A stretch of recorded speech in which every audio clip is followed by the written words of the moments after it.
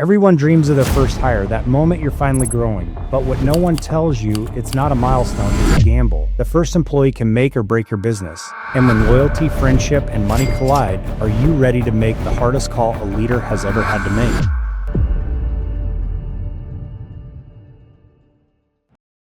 Hey everybody, welcome back to Never in Reverse Podcast, episode 39. I'm your host, Jeremy Axel. Co-host, the man, Doug Cox. Doug Cox. Man, but you're in hunting season, man. Doug, so just so audience, every year, guys, I know he wants to be just like Cameron Haynes, but unfortunately, it's like wishful thinking. Doug, he buys all these nice guns. He's got the best camo, and he goes out there, and he calls it glassing. He's better at glassing than anything. There's more of the experience, I think, in the adventure than it is just in harvesting an animal. Well, you're not good at that part. Hey, I put meat in the freezer. I just haven't had my opportunity yet this year. It's coming. It's at the local stockyard. He's good at taking that thing from the gate to the butcher to the freezer. That's about as good as it gets for Doug. Oh, no. Yeah, hopefully you can get some pictures. We'll have to share some on the podcast if you end up getting some. Well, thanks, guys, for joining us. If you guys enjoy our content, please like, subscribe on all social media platforms, Instagram, Facebook, LinkedIn. All feedback's welcome, guys. The more you guys input to us, your experiences. I mean, yeah. Exactly. So this episode, guys, is going to dive into the journey of an entrepreneur, and it's going to be around kind of a critical point around that first hire.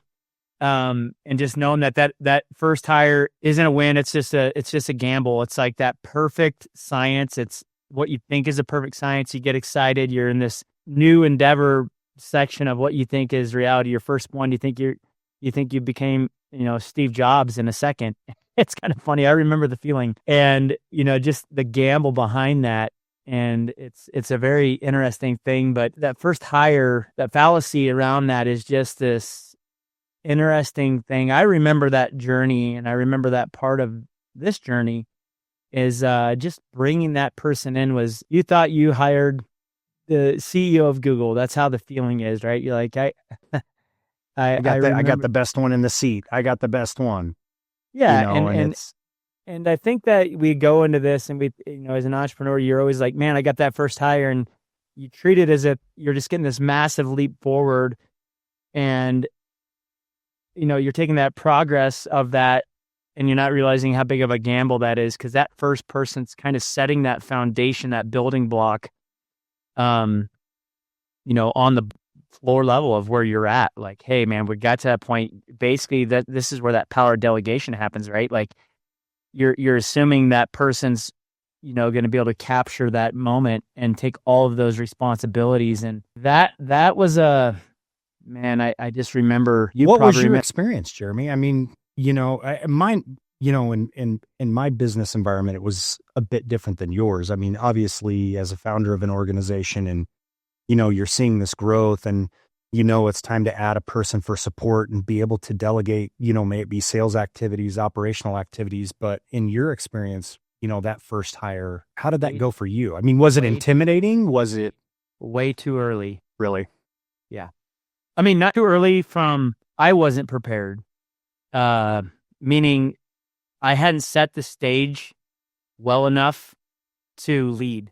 It was like, come in, oh, here you go. There was just throwing very things. Little, and that still happens. I think that's just the life of an evolving business, that sometimes you toss things over it's something that you can't handle right now, so you just toss it over. But throw it over the wall. It was toss it over with zero base of the guidance foundation. There's just no foundation. You're just kind of in this nimble. I didn't have a structure. There was no real description of what that person is. I had an idea, but they didn't understand the idea because it wasn't on paper.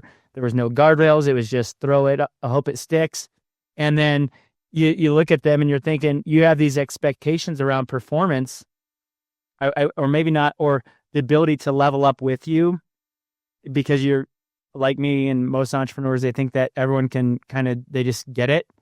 Run with you. It was just too early. We were operating this business on shoestrings and just getting it done. And like everyone was doing what they were supposed to be doing, but nothing was understood by all.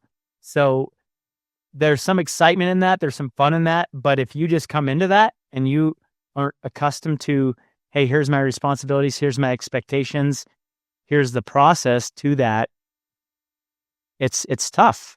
And it takes a certain person to come. Some people are just they're wired in certain ways, and it's nobody's fault. It's just, the way, some employees are.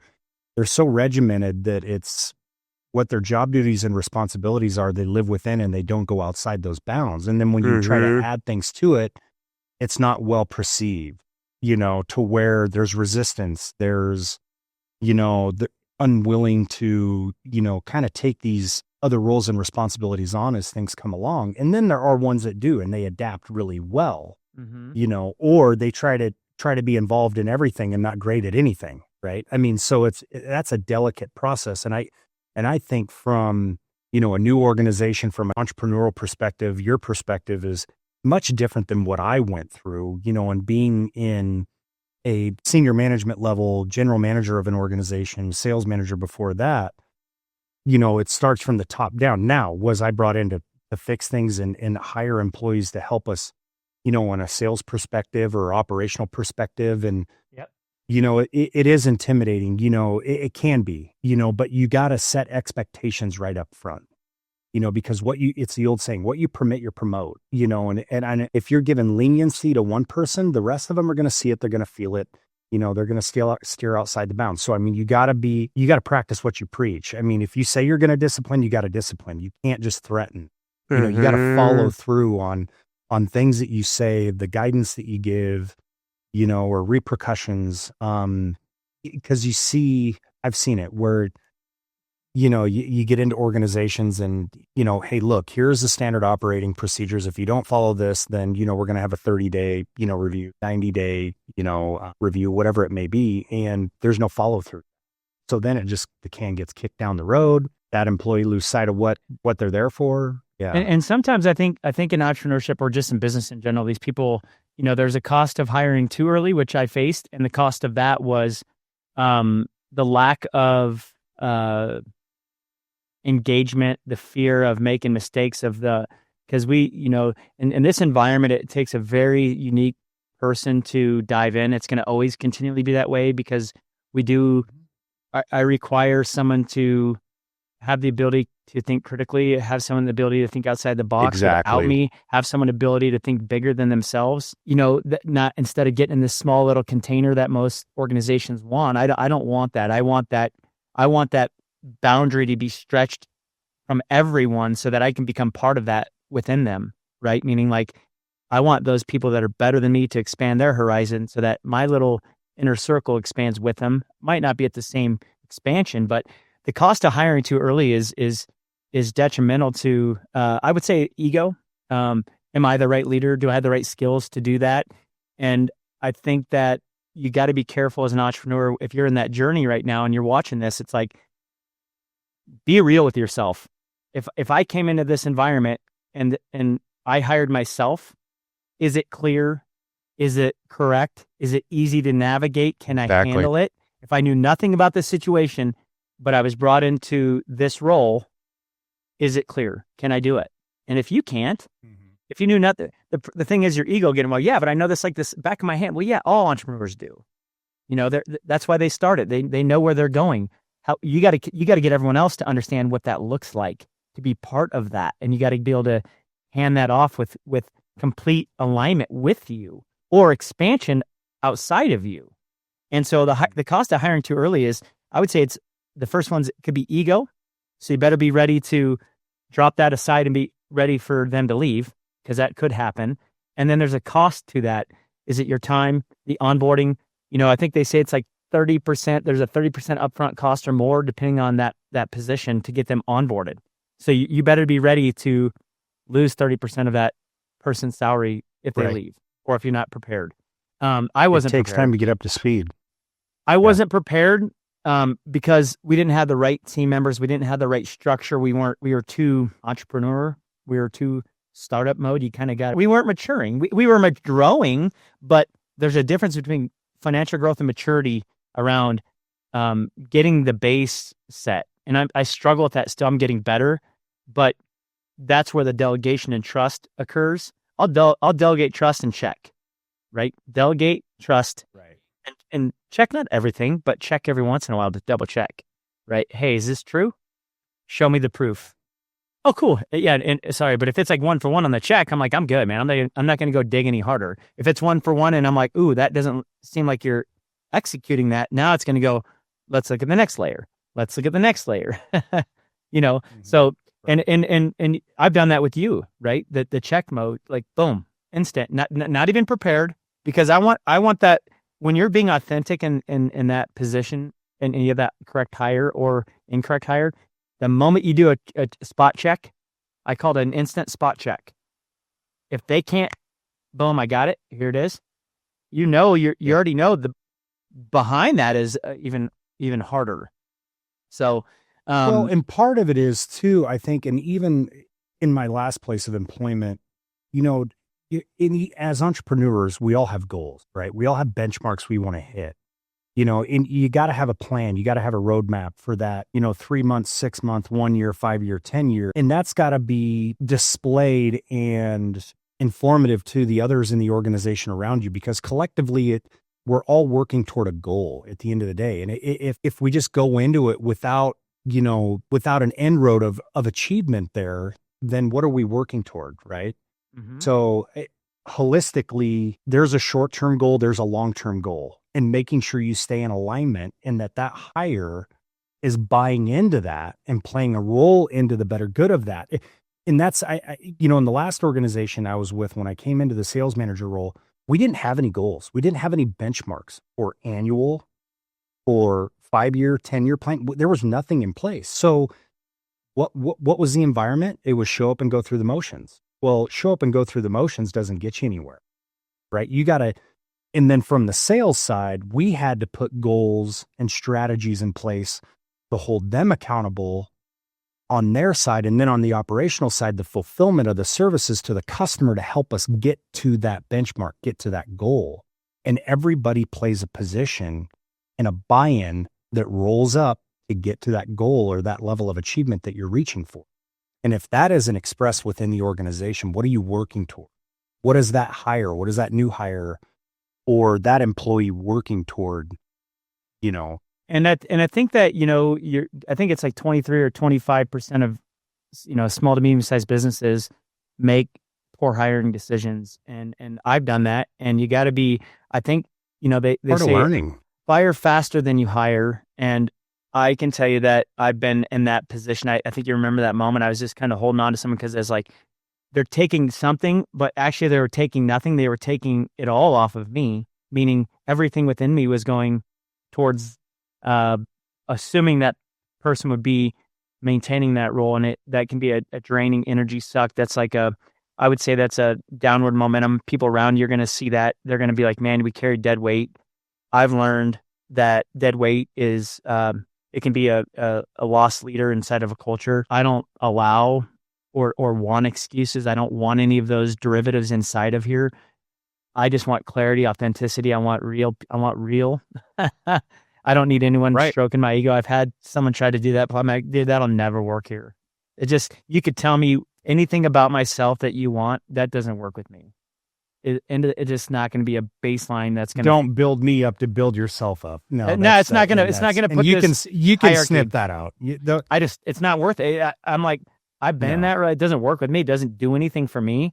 It doesn't do anything for that person. So, but when you have that loyalty around, like, let's just say you get that person, then you blend. Let's say you hire a really good friend. You have loyalty and leadership. That could blind elements. There's one thing, Doug and I, just so you guys know, we've been friends for over 20 years, but there was some clarity on the very front end. And what that clarity was is this will never be part of a friendship. We're going to remain friends, but you got to understand my side.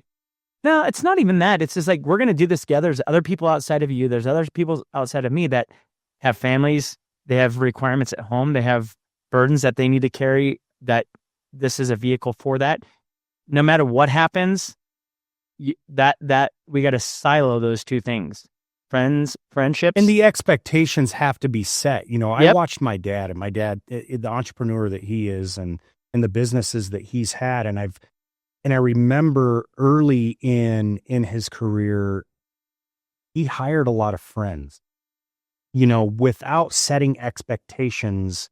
This isn't a friendship environment. This is business first.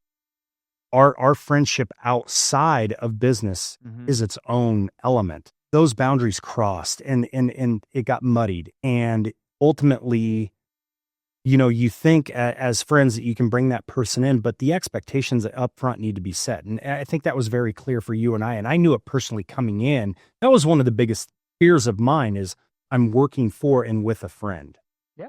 And I've seen the results of that through my dad's experiences of how it had gone bad, where their friendships are gone afterward because mutually they couldn't align well in business. But you and I talked about that from the very get-go, that inside these four walls, it's business. Outside of that's our friendship. Now, do we talk about, some friendship and family things in and around it? But we know where the guardrails and the guidelines are, what's in the organization, in the business, and what we contribute and what we bring to the table, and then what our friendship is in and outside of that. Yeah, and I think that we all get excited. They say hiring friends and family are like the two worst things you can do. But you know what? I think I'm not perfect in this area. There's been times inside of our infrastructure where I've given probably more leniency than needed.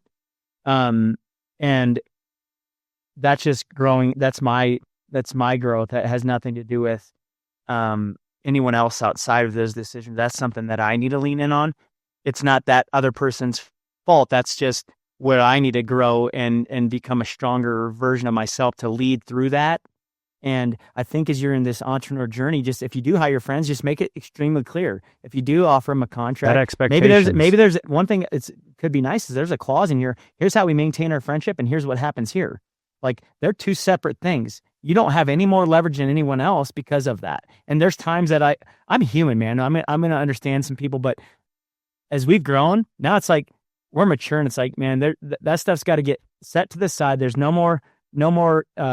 I would call it immaturity as we are inside this environment. We're going to mature as a team, and we're going to level up together. And those people that can't level up are making decisions for their own family, not me. It has nothing to do with me. It's decisions that we all have to own as people inside of this environment. But I think as entrepreneurs, just be very thoughtful to that excitement of that hiring, whether it's a friend that might have the perfect skill set or so you thought, because you could get a blended approach from that expectations. Yeah, they might just say, hey, he's a really good buddy of mine. There could be some inherent misunderstanding that they have more leverage than they truly have, or they abuse their freedom because of that. So just be very, very real and drop business. it. Yep, yeah. Drop it. Drop that situation completely. Just separate it on the front. It's a lot easier on the front end than it is when you're in the middle of it. And the risk is you can remove a lot of those inherent risks by just being 100% honest, vulnerable. Doug, I was out with you. I was like, man, here's how I am. I'm not perfect. Here's how my expectations. I'm going to rub you wrong at times, but I'm going to push for us. And it was very clear. There's no sugarcoating to you. No. And again, we talked about the expectations up front. It was clear, and I think that's important, as organizations are growing, it's easy to, refer to our social groups, our friend groups of these people that we think we know, right? That think they may be a good fit, but you got to really get under the microscope. Are they?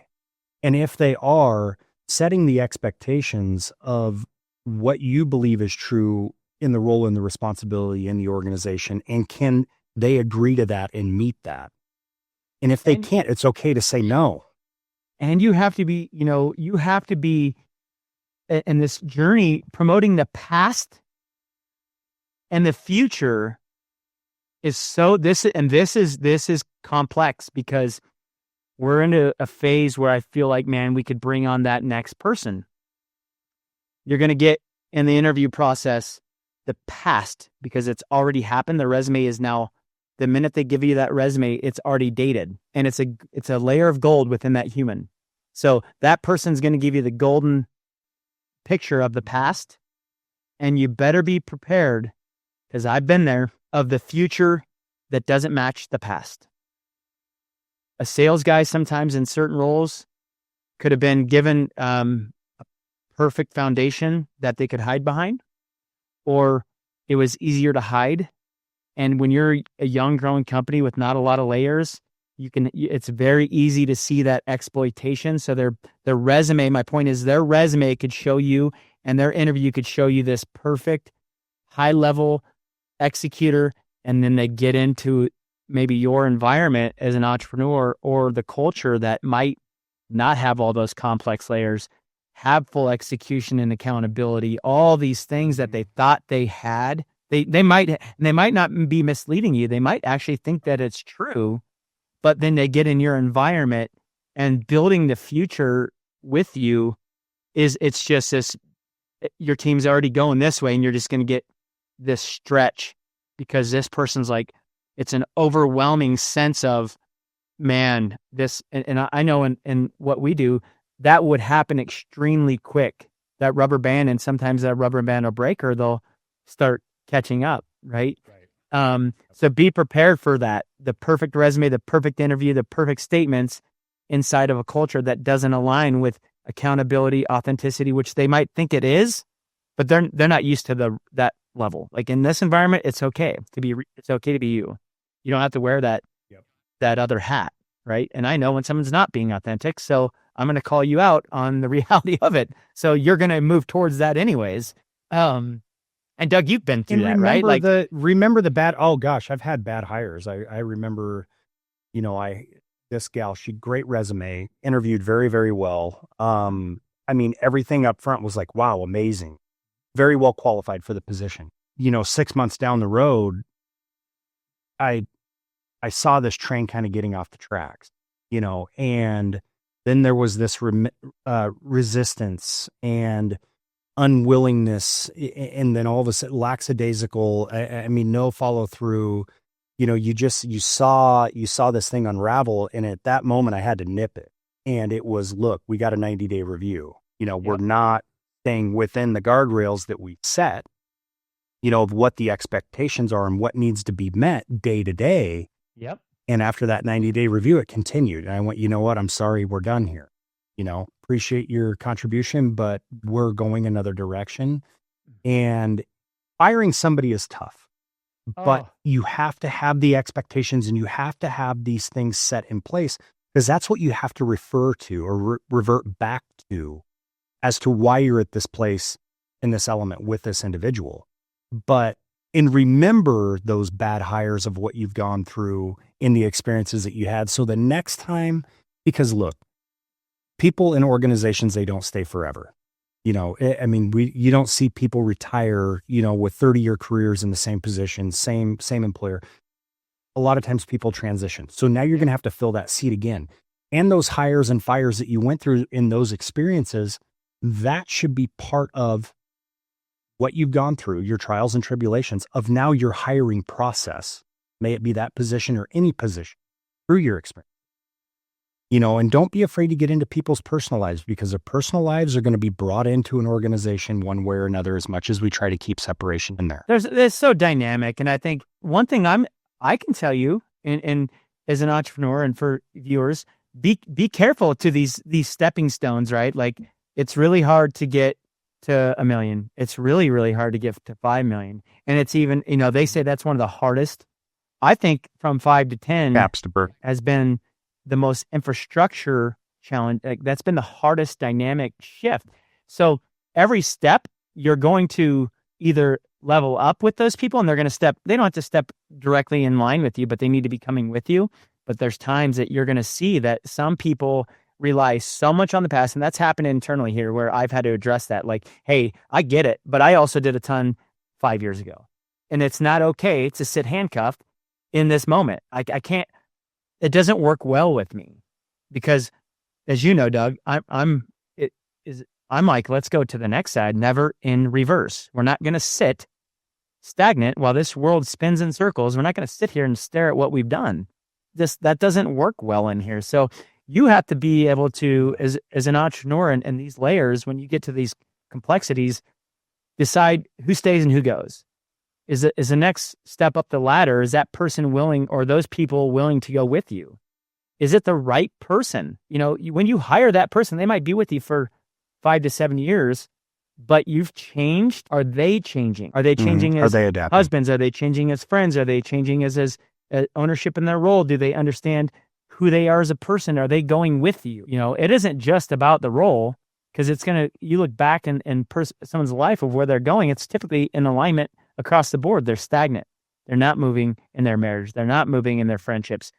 So as a leader, I can tell you that it's very important to set the foundation on those layers. If you're starting to see complacency, or someone's living in the past that has already happened, or talking about 3 years ago, or when you've already moved, before, it's like, just realign, make sure that person, it's almost like an interview process again to the future. Hey man, where do you want to go? Or is this important to you? Or what do you see yourself in a few years? Making sure as we're moving that is happening, because it will hold you back, right? So just be okay. And I used to ask one question to employees, one very important question that I came across, years ago in business and experience. And ultimately, we're in a place of employment and position. Is this vehicle going to get you to the point to live the lifestyle you want to live? Or, working here, because we work to live at the end of the day. Mm-hmm. And as employees, as entrepreneurs, is this going to help me live the lifestyle I envision and want to live, or living? Mm-hmm. Or, we all want, fancy new things. I get it. But is this the vehicle that's going to get us there?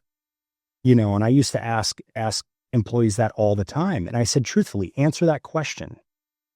And there were times I remember one sales guy that I had, he goes, Doug, I don't think so. Then I said, then this isn't the right fit for you. And that's okay. And guess what, dude? In general, viewers, like, it's okay, no matter who it is, but you got to make sure that, and mistakes that I've had is, cool, that you say that, but what you're doing doesn't reflect that.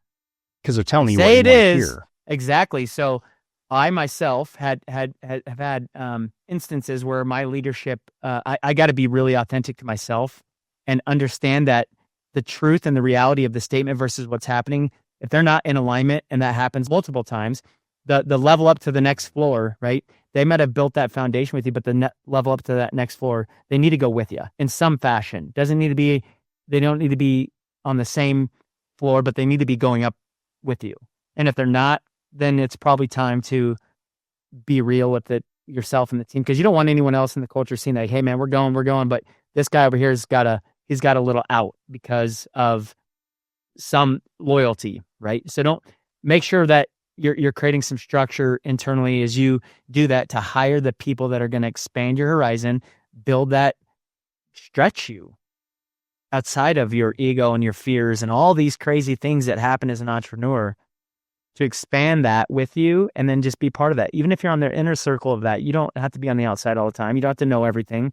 But you can also push them to do the same thing, man. Go do that research. Tell me that that's the best way. You've been doing it for 10 years. Why? Is there better ways to do it? So I think that making sure that you're not allowing the past to define the future, especially as you've gone, and are they willing to level up with you on the next floor? And if they're not, that's okay. I think that's okay for both people. And I think it's better for you as a leader and an expanding team and all the other people around you, because they know what's happening. Like, they can see it. Right. People typically don't raise their hands, but they know that, when you do let that person go, they're like, oh, I've been waiting for that day. That happens all the time.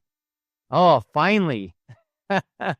Yep. Because all these people are up on this floor and this person's down here, and they're having to come down, back up the elevator every time to get something done. Just think about that. Well, and they're dragging, you're dragging dead weight, and it's not fair, in a lot of cases where, the ones that are contributing, the ones that are putting the effort, the ones that are aligning with the vision of the growth and goals that you set forth, and the transparency of how we're going to get there, and collectively in each of our roles, where it rolls up to get to that goal, to that benchmark. And if there's that one individual that's holding you back, and talk to the employees in the organization. I mean, they're on the ground floor. They're interacting with these folks that, that we're dragging, and we're not growing. We're not elevating, then it's time to make a change. But listen to the folks in the trenches as well, because they have firsthand experience. Yeah. So guys, as we wind this episode down, one thing to consider, just remember that first hire is not a win, it's a gamble. And it's super important to be very strategic around that gamble. Just take your time and be thoughtful. I would say look under a couple of rocks, structure. Make sure you get good references, good and bad. Don't always take, the resume and the interview process is sound. Live working interviews might not be a bad idea as you go through that. Like, hey man, I'll pay you as a subcontractor for a week. Let's get in the role and see how that works for you. See what that first week looks like. There's some creative things that you can do to kind of bridge the risk gap. Thank you for joining us on this episode of Never Reverse. Yeah. I'm your host, Jeremy Axel, co-host Doug Cox. Follow us, subscribe on Spotify, Apple Podcasts, YouTube until episode 40, guys. We appreciate your time and look forward to you guys on this journey. Take care.